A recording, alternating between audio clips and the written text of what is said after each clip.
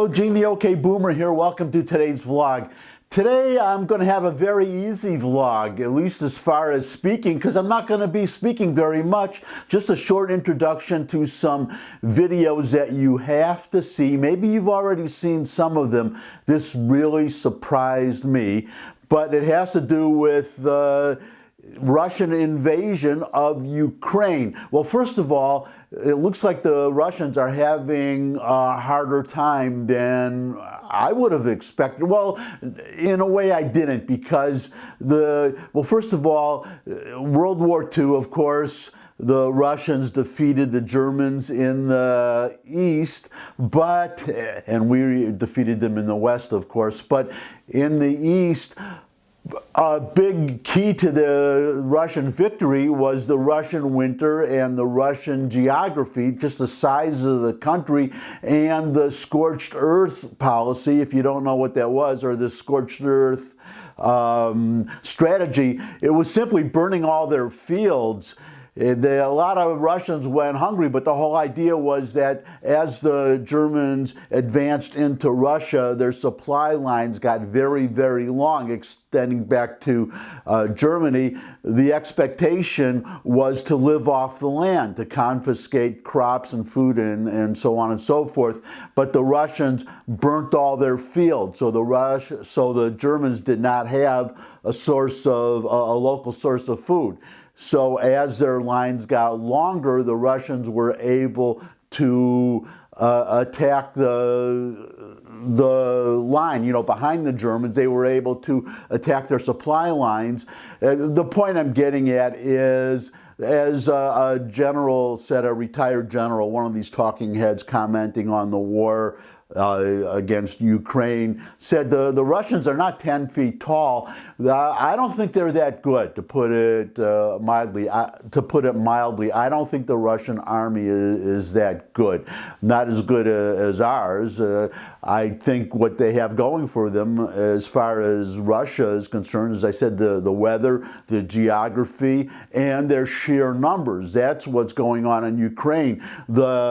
I believe there was about almost 200,000 Russian troops. The Ukrainians, because it's their country, they're fighting back very hard. It's not the cakewalk that they expected it to be. And the way the world works today, public relations means a lot. And the images of the fighting of the Ukrainians defending themselves against the Russians, and the Russians, the typical Russian brutality against people they attack, not just people that they attack militarily in other countries, but against their own people.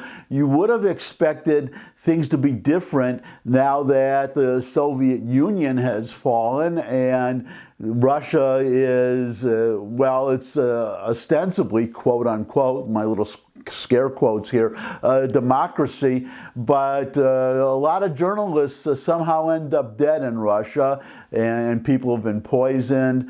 He has an opponent right now in prison on some trumped up charge of corruption, but I'm not going to digress to that today.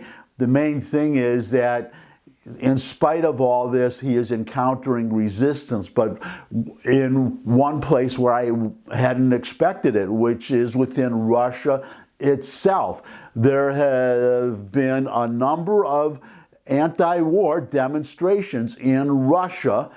I didn't expect that to happen. I know when the Russians went into Crimea, you didn't see these in 2014. You did not see these kinds of demonstrations, but you're seeing them now. It's really astonishing, and that's all I'm going to show you is all these demonstrations. And I'll have an afterword. Let's just go right now to the videos, so watch.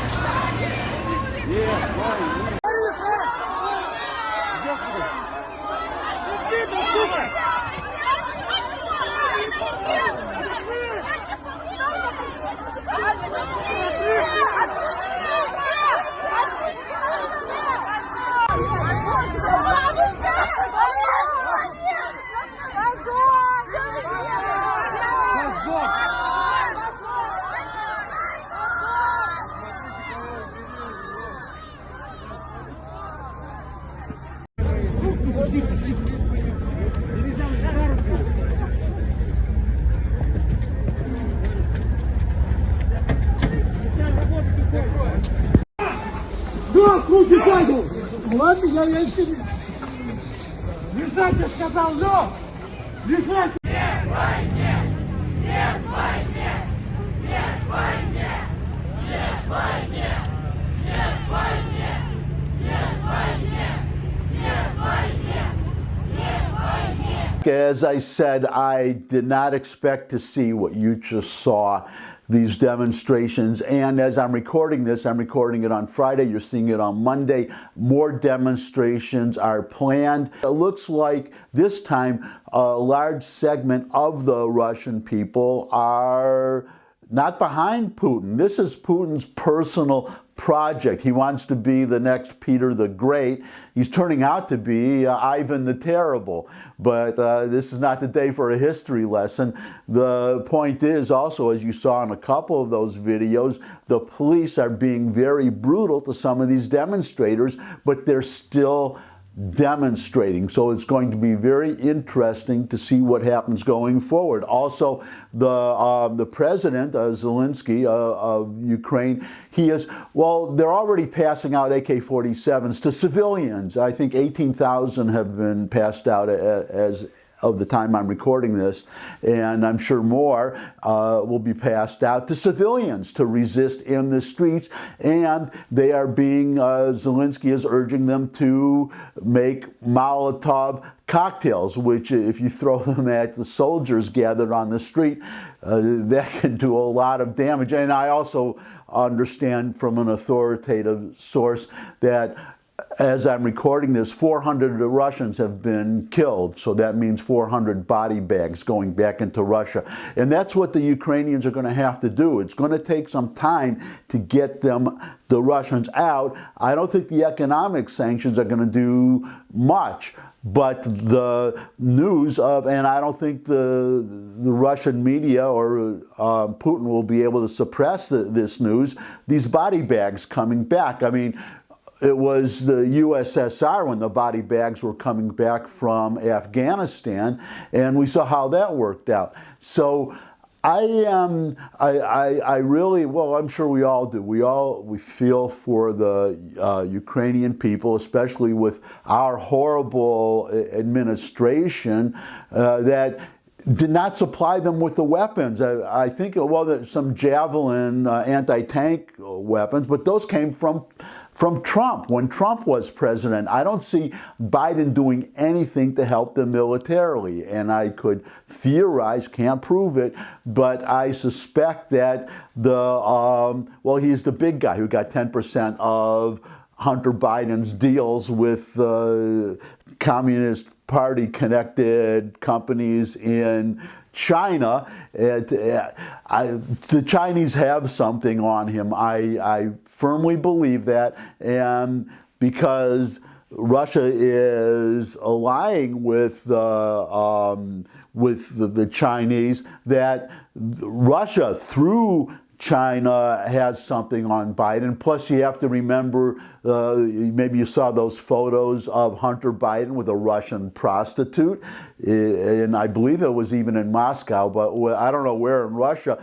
But what the Russians have on him or something could be harmful to his father, or it could just be his worldview. I don't know why, but what Biden is doing makes no sense, and what he's not doing makes no sense. I guess he apparently believes that, well, his handlers believe that climate change is a bigger threat than Russia and China, and that's the other problem, that energy prices are going to go up all over the world, and including ours, because we are getting gas from Russia. And we used to be energy independent, and actually more than energy independent. We could supply Europe with all well, if anything else, if nothing else, liquefied natural gas. But that's for another day. It's just that these are interesting times we're living in right now, and it's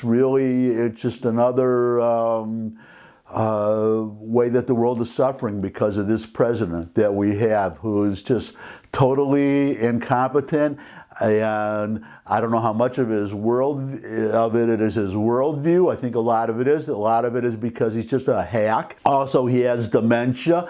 And finally, he's completely controlled by the left, which is the base of the Democratic Party right now. He needs the left behind him to get reelected. But that's if he runs again, and I don't think he will run again. I honestly don't think he will, and I have to wonder if he would even get nominated if he did decide to run. But for some reason, he has allowed himself to be a complete captive of the left. It makes no sense to me. So that's it. Watch Ukraine. Well, I'm sure you already are, but watch Russia and watch these demonstrations, because that is a real problem. In fact, I guess I'll have to end on this. There was a general, retired general, one of these talking heads, experts on TV, who said that Putin better get some extra bodyguards, or have a couple of bodyguards, because the economic sanctions, if they impose some serious sanctions that hurt the oligarchs, because it's basically a kleptocracy. It's run by oligarchs. They depend on Putin for their wealth and his cronies. And if their income is cut off because of this adventure, this personal project of Putin, Putin could be in trouble. And I have to say that if Putin got assassinated, it would not bother me at all. In fact, I would probably go out and buy popcorn. And that's it for this week. Thanks as always for stopping by. I really appreciate the time you spend with me. If you have any comments, questions, suggestions for future topics, you can put them in the comment section below the video. You could share this video with anybody you think would like it. You could subscribe. I love getting new subscribers. But most of all, come back and see me again. I would love to see all of you again. And until I do see all of you again, bye.